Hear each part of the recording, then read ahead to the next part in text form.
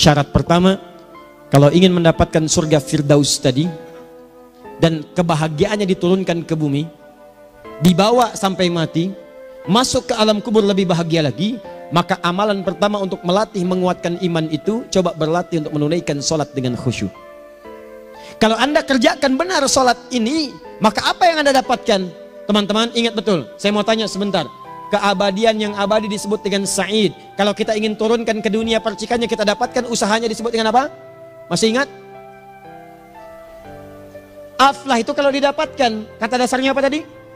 Falahun. Lihat baik-baik. Kata Allah dalam Al-Quran tadi, kalau ingin mendapatkan falahun, amalan pertama sholat. Makanya ketika dipanggil sholat, kalimat falah dilekatkan pada panggilan sholat.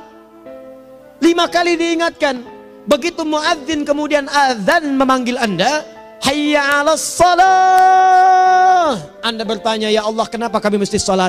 Dijawab, hayya 'alal falah. Yuk, pagi yuk. Yang sejati datang sini. Belum dapat sujud, belum dapat ruku, saya berikan.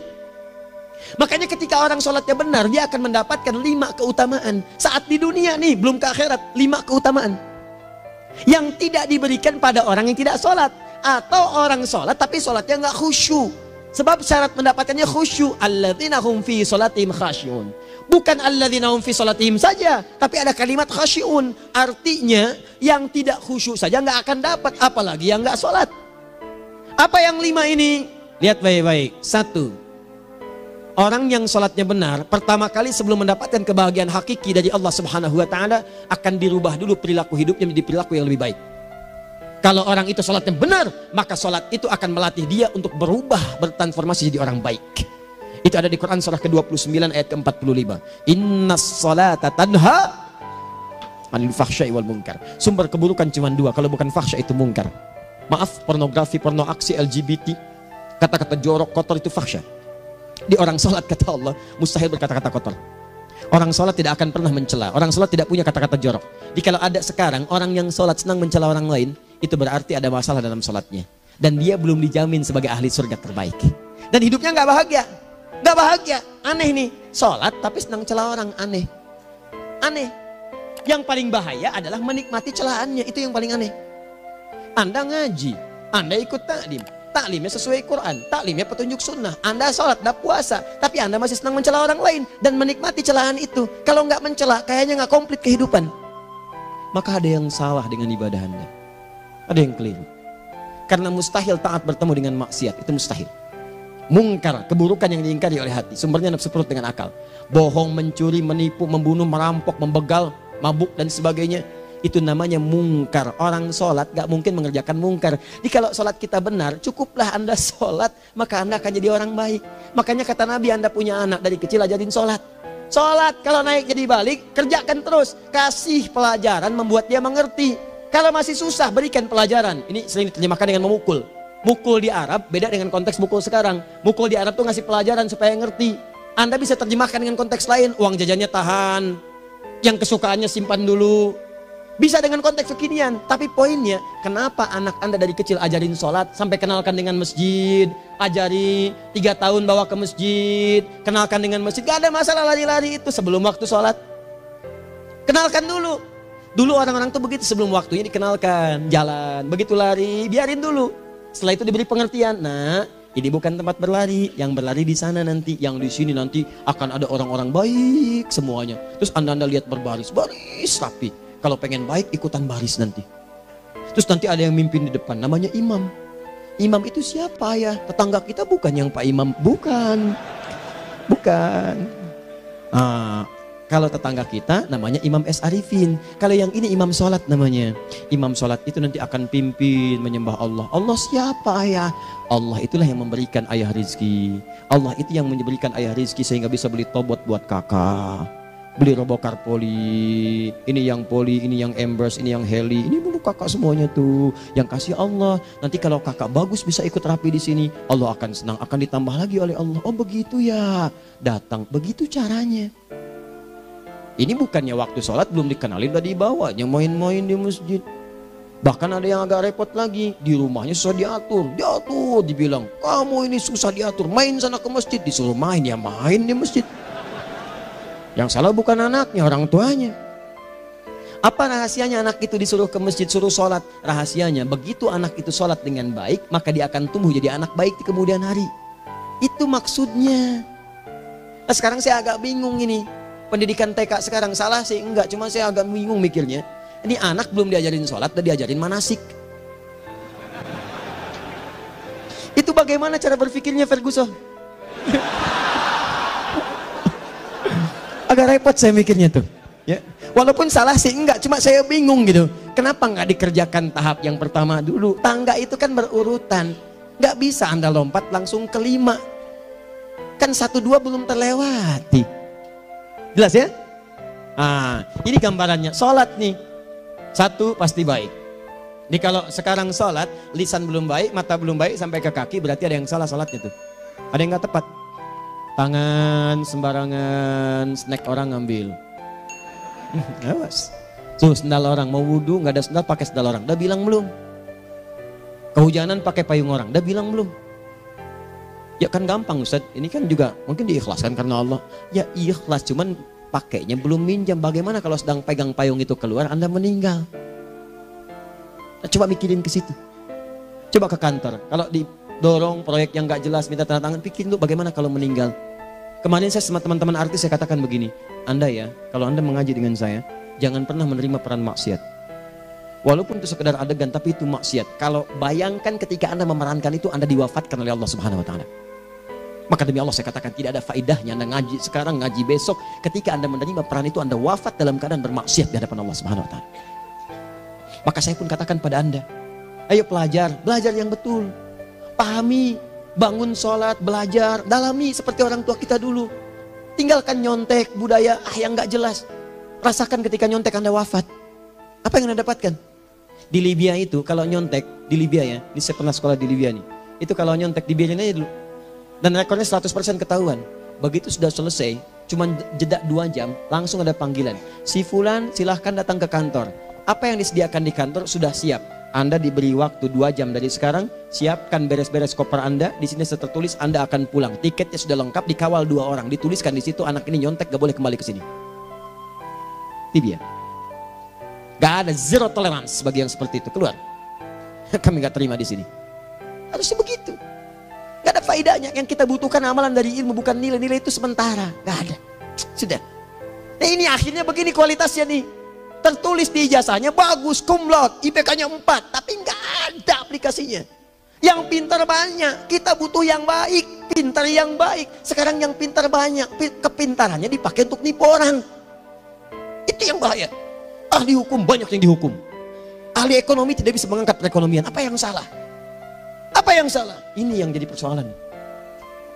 Tapi dasar manusia, begitu di sidang mulai pakai peci, pakai baju koko, pakai tasbih, dan pakai kerudung. Luar biasa. Nih 2. Orang kalau sholatnya benar, Allah akan berikan ketenangan dalam jiwanya. Tenang hatinya. Jangankan musibah kecil, musibah paling besar pun tenang aja dia. Tenang, dia paham rumusnya. Allahu Akbar. Turun Quran. Surah ke-13 ayat ke-28. Ala bidzikrillahi tatmainnul. Yakinkan pada dirimu zikir kepada Allah membuat hati tenang. Di antara turunan zikir amalannya adalah sholat. Dari mana taunya Quran surah ke-20 ayat ke-14? Innani anallahu la ilaha illa ana fa'budni wa aqimis salata lidzikri. Saya Allah, kata Allah ke Nabi Musa. Tidak ada Tuhan selain saya, sembah saya. Bagaimana menyembahmu ya Allah? Tunaikan salat sebagai zikir kepada saya, zikir. Nah, maka kalau Anda sedang tidak tenang, ayo ke masjid. Banyak zikir itu, baca Quran zikir. Quran surah 15 ayat 9. Inna nahnu nazzalna dzikra. Kami turunkan Al-Quran sebagai zikir. Jadi kalau Anda sedang baca Al-Quran, Anda sedang berzikir. Ibu kalau sedang gak tenang bu, gelisah, gak enak, gak usah mengeluh, apalagi bikin status gak karuan. Ibu wudhu, ambil mushaf baca. Begitu sedang baca ada ketenangan dalam jiwa. Berdoa, zikir. Kalau sedang gak tenang besok ada proyek, doa dulu. Doa itu memberikan ketenangan. Makanya doa disebut dengan zikir. Quran surah ke-7 ayat 205. Wadhkur rabbaka fi nafsika tadarruan wa khifatan wa dunal jahri minal qaul. Ayo berzikir, minta kepada Allah dengan segenap jiwamu, mohon dengan penuh ketawaduan. Nanti ketenangan diberikan. Menghafal Quran, baca itu zikir. Quran surah ke-54 ayat 17, 22, 32, 40. Walaqad yassarnal Qur'ana lidzikri fahal mim mudzakir. Menyebut nama Allah, Al-Asmaul Husna itu zikir. Sedang ada persoalan, ya Allah, ya Allah, ya Allah, ya Rahman, ya Rahim, ya Malik, ya Kudus, ya Allah, ya Allah, ya Allah, ya Allah. Zikir. Dalilnya Quran surah kedua ayat 152. Fadhkuruni azkurkum. Sebut namaku, zikir. Apapun akan mengingatmu. Gimana menyebutnya? Ditafsir di Quran surah 17. Ayat keberapa? 110. Qulidullah awid rahman ayyamma tad'u falahul asmaul husna. Sebut nama Allah. Itu menenteramkan pada jiwa. Sedangkan sholat gabungan dari semua zikir tadi. Bukankah dalam sholat Anda baca Al-Quran? Bukankah dalam sholat Anda menghafal Al-Quran? Bukankah dalam sholat Anda berdoa? Bukankah dalam sholat Anda istighfar? Anda mohon digabungkan semua itu. Amalan sholat menggabungkan semua jenis zikir. Masa Anda nggak tenang juga? Makanya sholat, jangankan sholat ya, tempat sholat itu yang menenangkan. Tempat sholat, tempat paling tenang di muka bumi. Kalau nggak percaya silahkan. Ya, Anda sebelum masuk ke Istiqomah ini, begitu Anda masuk kan perasaannya beda kan? Lain. Silahkan cek kalau cari ketenangan datang ke masjid. Masuk, wudhu masuk, sholat 2 rakaat, tenang. Dekat kipas angin, saking tenangnya, plak, ngantuk tidur. Beneran, enak. Makanya saat Ramadan kalau orang pengen cari ketenangan, lihat. Di perusahaan-perusahaan penuh tuh musola, pada tidur. Ya, mengamalkan hadis palsu. Ya, dia musoim ibadah, tidurnya orang puasa ibadah, hadis palsu. Nah, itu teman-teman. Itu gambarannya, tiga. Orang yang sholatnya khusyuk benar, itu dijamin langsung oleh Allah Subhanahu wa Ta'ala akan dimudahkan semua urusan hidupnya termasuk rezekinya. Ini yang saya katakan. Jadi saya katakan tadi, di akhirat ini, di surga, rezeki tinggal ngambil. Anda kalau benar sholatnya, itu langsung dijanjikan oleh Allah. Rezeki itu nggak perlu Anda banyak pikirkan. Ikhtiar sedikit, datang. Bahkan dari sisi yang tidak Anda duga. Apa dalilnya? Quran surah ke-65 ayat 2 dan 3. Ditafsir di Al-Baqarah ayat 2 dan 3. Wa may yattaqillaha yaj'al lahu makhraja. Ada orang yang meningkatkan takwanya kepada Allah, kami mudahkan urusan hidupnya. Setiap persoalannya diberikan jalan keluar, mudah. Solusi. Setiap ada problematika, ada solusi. Wa yarzuqhu min haitsu la yahtasib. Dan kalau dia ingin mendapatkan rezeki, bahkan kami kirimkan dari sisi yang tidak dia duga. Orang lain capek ini datang lagi, tawaran proyek datang lagi. Utsman tuh Masya Allah, kayanya banyak. Tapi yang paling dirindukan bukan saat mendapatkan peningkatan omsetnya, yaitu saat dia mendapatkan waktu khusus dengan Allah untuk sholat. Malam hari sampai-sampainya sempat sholat tahajud sampai khatam Al-Quran. Abdurrahman bin Auf demikian, Tamim Ad-Dari demikian. Sholat karena tahu sholat itu meningkatkan rizki. Karena tahu kuncinya ada di situ, Allah yang punya rizki. Disebut dengan Razak, pemilik rizki. Maka saya harus punya hubungan dekat dengan Allah. Kalau sudah punya hubungan dekat, mau apa aja gampang. Belum minta, udah diperhatikan. Silahkan cek, Anda punya hubungan baik dengan bos Anda di kantor. Ya, sebelum Anda minta, beliau udah pikirin tuh. Telepon bendahara. Dia udah ngambil belum gajinya? Belum Pak, tambahkan bonus sekian. Kenapa? Karena dia mengawasi Anda. Allah maha tahu dibandingkan dengan bos Anda. Mendekat kepada Allah, semua diperhatikan oleh Allah. Siapa orang takwa itu? Kalimat takwa pertama di Al-Quran Al-Baqarah ayat 2. Amalannya ayat 3. Dzalikal kitabu la raiba fihi hudal lil. Siapa muttaqin itu? Ayat 3-nya. Alladzina yu'minuna bil ghaib wa yuqimunas shalah. Nih, gampang. Kalau pengen mudah hidupnya gampang. Biaya nggak mahal, tenaga nggak banyak. Tingkatkan takwa. Nih, kalau hidup Anda masih susah, di kantor champion, di rumah tangga bermasalah terus, atau sebaliknya, maka boleh jadi kalau gelar Anda tinggi, harta Anda banyak, tapi selalu punya masalah. Bukan Anda kurang hebat, bukan Anda kurang kedudukan, bukan Anda kurang kaya, Anda kurang takwa. Dan yang paling dahsyat, mungkin sholat Anda belum berkualitas. Orang yang sholatnya benar, khusyuk dia, bahkan saat sholat itu kalau dia minta, maka seketika doanya akan dikabulkan. Tanpa diskusi, langsung seketika. Contoh, Quran surah ketiga, ayat 38-39. Demi Allah saya katakan, Nabi Zakaria punya masalahnya pelik. Sudah berumah tangga, istrinya divonis monofos, maaf bahkan mandul. Gak mungkin punya keturunan. Maka apa yang beliau kerjakan? Secara singkat beliau sholat. Begitu sholat minta kepada Allah. Hunalika da'a Zakaria rabbah. Di mihrab itu beliau bermohon kepada Allah. Bermohonnya sambil sholat. Qala rabbi habli min ladunka dzurriyyatan thayyibah innaka sami'ud du'a. Ya Allah, mereka katakan saya nggak mungkin punya keturunan. Sekarang saya ingin katakan, ya Allah, saya hanya minta darimu saja, saya nggak akan dengarkan mereka. Ya Allah, mohon engkau maha mendengar, ya Allah. Maha mendengar doa saya. Kalau kepada yang maha mendengar aja nggak mengabulkan, kepada siapa lagi saya mesti minta? Apa yang terjadi? Fanadatul malaikat wa huwa qa'imun yusalli fil mihrab. Turun malaikat mengabarkan sedangkan beliau masih sholat, belum selesai dalam sholatnya. Sholat khusyuk itu belum selesai sholat aja dikabulkan, doa sudah turun. Sholatnya belum selesai, doa sudah dikabulkan. Annallaha yubashshiruka bi Yahya. Allah kasih kabar gembira. Doa kamu didengar, dikabulkan. Kamu akan punya anak. Namanya langsung dari Allah Yahya. Artinya hidup yang mustahil menurut manusia. Lahir seorang dari rahim perempuan yang menepus dan mandul bayi yang hidup. Kata Allah, nggak ada yang mustahil bagiku. Jadi dan jadi dia. Berita baiknya, Nabi Zakaria sholat dikabulkan. Umat Nabi Muhammad sebelum sholat sudah ditunggu oleh Allah. Mau minta apa? Aku kabulkan sekarang. Hadisnya qudsi. Saya bacakan. Hadatsana qala Rasulullah sallallahu alaihi wasallam qala Allahu azza wa jalla qasamtu shalah baini wa baina abdi. Kata Allah, saya bagi dua ya salat antara aku dengan hambaku. Wali abdi ma sa'ala. Kalau hambaku benar salatnya, aku berikan apapun yang dia minta sekarang. Idza qala al-abdu alhamdulillahi rabbil alamin. Bagian pertama, kalau hamba benar membaca Al-Fatihahnya dari alhamdulillahi rabbil alamin, kalau Allah azza wa jalla dijawab oleh Allah, hamadani abdi, hambaku sedang memujiku. Wa idza qala ar-rahmanir rahim, jika hambaku berkata ar-rahmanir rahim, kalau Allah azza wa jalla asna alayya abdi, hambaku sedang menyanjungku. Wa idza qala maliki yaumiddin, kalau Allah azza wa jalla majjadani abdi, kalau hambaku mengatakan maliki yaumiddin, kata Allah, hambaku sedang mengagungkanku. Perhatikan sekarang. Wa idza qala al-abdu iyyaka na'budu wa iyyaka nasta'in, jika hambaku berkata sekarang, ya Allah, kami sekarang ibadah, sholat menyembahmu, dan kami sekarang sedang punya masalah, kami hanya minta tolong kepadamu ya Rabb. Apa jawabannya? Beda dengan sebelumnya. Kata Allah, hadza baini wa baina abdi. Inilah perjanjian antara aku dengan hambaku. Wali abdi, kalau hambaku benar khusyuk sholatnya sampai detik ini, baru sampai Al-Fatihah itu pun belum tuntas. Baru sampai Al-Fatihah itu pun belum tuntas. Kalau benar bacaannya, betul sholatnya dari takbir sampai dengan selesainya, sampai ayat itu, iyyaka na'budu wa iyyaka nasta'in, kata Allah, masalah apapun yang dia minta sekarang, aku akan kabulkan. Besok saya kasih rahasia. Yuk, yang di KBP. Ada awal pembuka di awal sebelum Al-Fatihah yang kalau Anda benar bacanya, itu pengantar kepada pengabulan doa di Al-Fatihah. Apa itu? Besok. 5. Yang kelima ini yang paling diharapkan, dan ini penutup dalam kajian kita malam ini. Teman-teman sekalian, perhatikan baik-baik. Jika Anda benar mengerjakannya, maka Allah akan jamin langsung Anda akan mendapatkan kesuksesan dan kebahagiaan di semua aktivitas Anda. Kalau jadi suami, suami yang sukses, rumah tangga yang bahagia.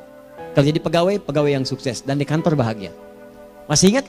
Kesuksesan yang menghadirkan kebahagiaan, konteksnya dunia disebut dengan falah. Dipegang disebut dengan aflah.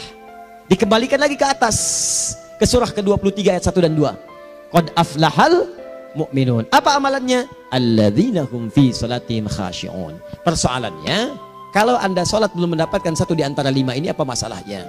Pertama masalahnya, kata Al-Quran, boleh jadi yang sholat itu belum khusyuk.